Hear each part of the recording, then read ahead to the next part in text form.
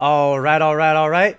Hey YouTube, I'm Lucky, and today is Thursday, and so that means it's time for the 2-minute TWAB, but this TWAB is too meaty, okay? I don't think we're gonna make it in under 2 minutes because there is a ton of changes coming to Destiny 2 with Season 13, and we need to cover them all. The first thing they introduced is seasonal challenges. This is basically Bungie's way of getting rid of the bounty system that we've been locked into for so very long. It's been very annoying doing so many bounties, being a bounty goblin, farming for bounties at the end of a season when the new season comes out. Everything has been about bounties for a very, very long time, and they're finally moving away from that system, and they're moving into this new seasonal challenges system. And these seasonal challenges seem very rewarding, and they go week by week, and they've removed all issues of FOMO with them. And in fact, they're actually going to have these seasonal challenges give out bright dust, so that's actually a really good plus side to this. So let me know your thoughts in the comment section below. Are you excited to get away from being a bounty goblin? You can now become a seasonal challenges goblin. The next issue, and this is a big one. I mean, anytime they change something in the sandbox, that causes an earthquake with the community. And with this one, Bungie just truly released a Category 10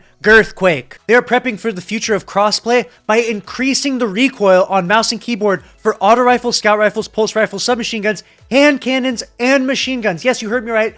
Hand cannon recoil is going to be increased on mouse and keyboard, which means that the stability stat that was never an issue before is going to become a god roll weapon in the future. Right now on hand cannons, we're all looking for max range, but depending on how stability affects future weapons, the god roll might be a max stability roll. We shall see, but one thing is for sure, the PvP community is going to be fucking pissed about this. I can only imagine the posts that are already being typed out right now on Twitter, the anger, the hate, the injustice. The PvP community is absolutely losing their minds right now. They're fuming. I can feel the energy. I can feel the heat. Moving on to the next thing they're adjusting within the sandbox, they're actually going to be buffing rocket launchers. Yes, you heard me right. Rocket launcher damage increased by 30%. It's been a very long time since it's been a rocket launcher meta inside PvE for Destiny 2. But it looks like we might be returning back to that. I'm not gonna lie, it's been long enough that I actually kind of miss it. I kind of miss just lobbing rockets way off in the distance. And I really want to get out there and farm for some god-rolled rocket launchers. So I'm low-key kind of excited for this. Let me know your thoughts in the comment section below, though. They will also be doing a buff for fusion rifles because their usage inside Destiny 2 is so very small. And the last buff they mentioned is actually a buff for breach grenade launchers. Ever since Mountaintop got nerfed, no one's been using grenade launchers because they're kind of hard to use. It's kind of hard to predict the trajectory at which they go. And so Bungie has given them a very small buff where you don't actually have to release the trigger in order for them to connect. If they directly hit someone, they explode, getting you the kill. Not sure how I feel about breach grenade launchers getting a buff, but hopefully, fingers crossed, they're still trash because I hate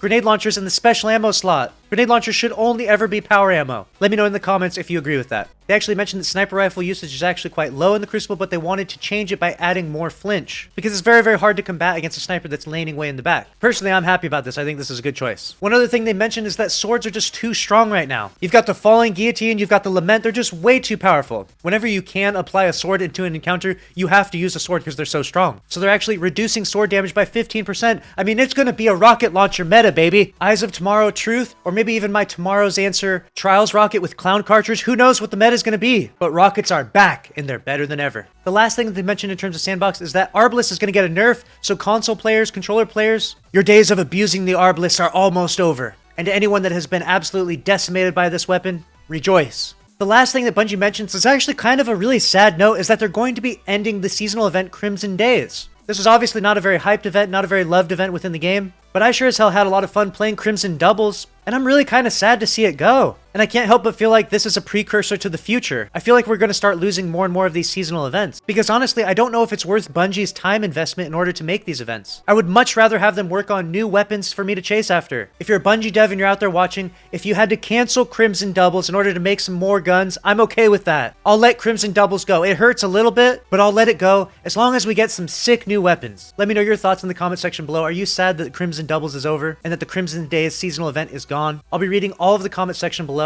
Make sure to subscribe with notifications on if you want to stay up to date on all the news in Destiny 2 Beyond Light. I'll see you out there in Season 13. Thanks for watching. Later.